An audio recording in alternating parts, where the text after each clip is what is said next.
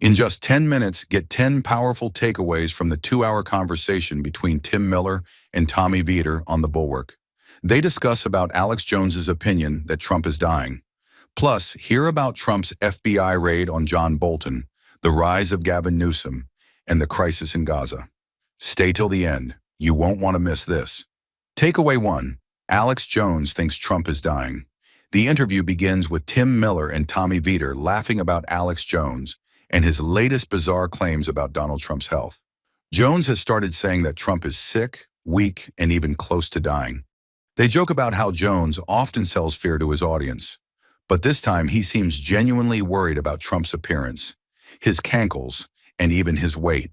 Tim says what makes it funny is that Jones once pushed fantasies about government conspiracies, but now he sounds like a panicked family member gossiping about someone's health problems. Tommy adds that comedians like Tim Dillon are picking up the same thread and calling out the absurd reality we are now living in. Dillon has said on his show that everything Jones used to rant about in the late 1990s, like FEMA camps, surveillance, and troops in the streets, is now actually happening in Trump's America. Tim and Tommy agree that this mix of comedy and panic shows how far the country has shifted. For example, Dillon joked that soon every American will be forced to join ICE because automation will erase other jobs, and we will all be trying to deport one last immigrant family before deporting each other.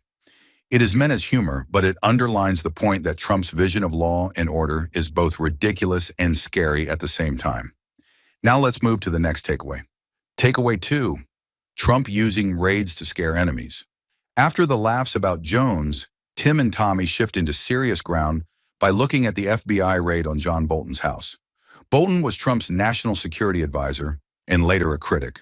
His book was already cleared years ago, but the Trump team still ordered a raid, claiming he had old notes that might be classified. Tommy points out that in normal times, lawyers would just call each other and sort this out, but Trump chose a raid because it is intimidating.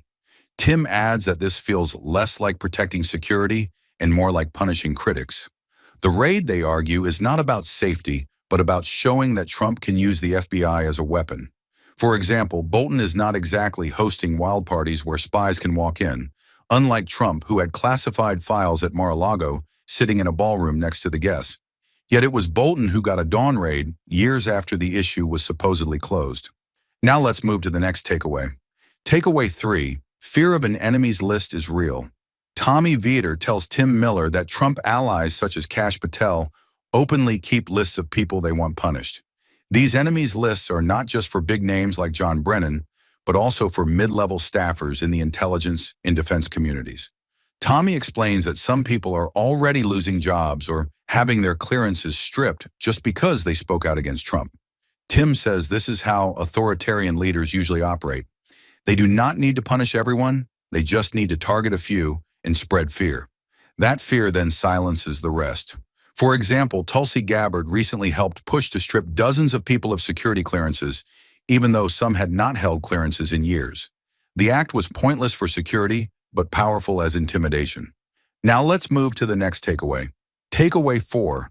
Military on streets feels like martial law. The conversation moves to Trump ordering National Guard troops into Washington, D.C. Tommy finds it chilling to see soldiers walking around the Capitol with guns, even though they are not trained as police officers. Tim explains that governors from red states were eager to send their Guard units because they wanted to prove their loyalty to Trump. The pretext for this deployment was small street scuffles, nothing that required troops. Both Tim and Tommy worry this is preparing people to accept martial law. For example, Gavin Newsom, as California governor, once complained that his Guard troops were taken away from wildfire duty just so they could sit around Washington protecting empty federal buildings. This shows how Trump uses the military not for real emergencies, but for political theater. Now let's move to the next takeaway. Takeaway 5. Deportation camps in data centers define Trump era. Tim and Tommy then talk about the Everglades detention site in Florida, which critics nicknamed Alligator Alcatraz. It was built without electricity, with water trucked in and sewage trucked out, making it unfit for humans. A federal judge ordered parts of it dismantled. Tommy says this is what America's building in the Trump era, massive deportation camps and energy-draining data centers instead of schools or hospitals. Tim adds that Republicans even turn these camps into symbols by selling merchandise. For example, at a Matt Gaetz rally in Florida, Tim saw children wearing hats that joked about alligators eating migrants. The cruelty was being sold as fun. We're halfway through the video. Thanks for sticking with us. If you're enjoying it, hit the thumbs up and share it in your WhatsApp groups. If you'd like to support us, please tap the thanks button below. It helps us keep making great content. Drop a comment and don't forget to hit subscribe for more. Now let's continue with the video. Takeaway 6. Culture wars reach absurd levels. After the heavy talk about camps, they lighten the mood by mocking the absurd side of culture wars. Tim reads a tweet from Congressman Byron Donalds, who said he gave his life to Christ in a Cracker Barrel parking lot. Tommy jokes about whether that meant a religious conversion or something else entirely. They also laugh at Dean Cain, the former Superman actor, who tried to reinvent himself as a tough ICE agent, but never actually played professional football as he claimed. The humor shows how many of the figures now shaping conservative politics are not serious leaders, but people acting out fantasies.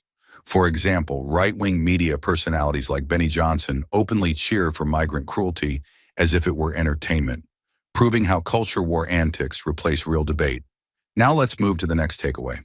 Takeaway 7. Democrats desperate for fighters. The conversation then shifts to Democratic politics, focusing on Gavin Newsom. Tim says Democrats have been hungry for someone willing to throw punches, and Newsom has filled that role by trolling Fox News hosts and MAGA influencers on social media. Tommy argues that this strategy is working because Democrats want to see energy, not just calm speeches. Tim admits he enjoys seeing MAGA figures mocked, but worries that if Newsom becomes the only fighter, he might lock himself in as the next nominee before anyone else gets a chance. For example, Newsom has been appearing regularly on progressive YouTube shows such as Midas Touch, which builds him a loyal online base, just as Trump once did with right-wing outlets. Now let's move to the next takeaway. Takeaway 8. Democrats need outsider energy. Tommy Vietor explains that Barack Obama won in 2008 partly because he felt like an outsider running against Washington. Since then, Democrats have mostly defended institutions rather than challenging them, which makes them sound stale. Tim adds that voters are looking for leaders who feel authentic and relatable, not just another cautious politician. They both agree Democrats need figures who can speak like outsiders, while still offering real policies. For example, a candidate in Maine launched his campaign by filming on his oyster boat while talking about jobs and family economics, which made him seem like a genuine person rather than another scripted insider. Now let's move to the next takeaway. Takeaway 9. Gaza war shifts Democratic thinking. Tim and Tommy then talk about the ongoing war in Gaza. Tommy says famine has now been confirmed there, with children starving while the Israeli government continues bombings. He explains that Israel under Netanyahu is run by extremists who are openly racist and violent. Yet Democrats often still use old talking points from the 1980s about Israel being a shining democracy. Tim agrees that groups like AIPAC police speech too harshly, which stops honest debate. For example, Tommy says the Anti-Defamation League's Jonathan Greenblatt once called him anti-Semitic simply because he criticized Netanyahu for dragging Trump toward war with Iran. They argue that if Democrats want to be credible, they must face the reality of what is happening on the ground in Gaza and the West Bank. Now let's move to the last takeaway. Takeaway 10, staying angry without burning out. The conversation closes with Tim admitting he sometimes feels numb from the nonstop Trump news. He says the endless scandals make it hard to care, even though the policies are cruel. Tommy says he feels the same way and warns that exhaustion is Trump's strategy. The more tired people feel, the less they resist. They both say it is fine to take breaks from reading news, but not to give up caring about real issues. For example, Tommy talks about climate change and how he worries about what kind of planet his 2 young children will inherit. He admits it is depressing, but says he refuses to stop fighting. Tim agrees that while some days it feels easier to tune out, the passion must stay alive for things like deportation, cruelty, starving children in Gaza, and Trump's authoritarian grabs at power. Here is a brief introduction about Tommy Vietor. Tommy Vietor is a former spokesperson for President Obama's National Security Council and co-host of the popular podcasts Pod Save America and Pod Save the World. He brings insider knowledge of politics and foreign policy combined with a relaxed conversational style. Thank you for watching. If you'd like to support this channel, hit the thanks button below. It really helps us keep going. If you enjoyed this summary, please leave a like and share it in your WhatsApp groups. To join discussion about this video, drop a comment below. And for more videos like this, hit the subscribe button below.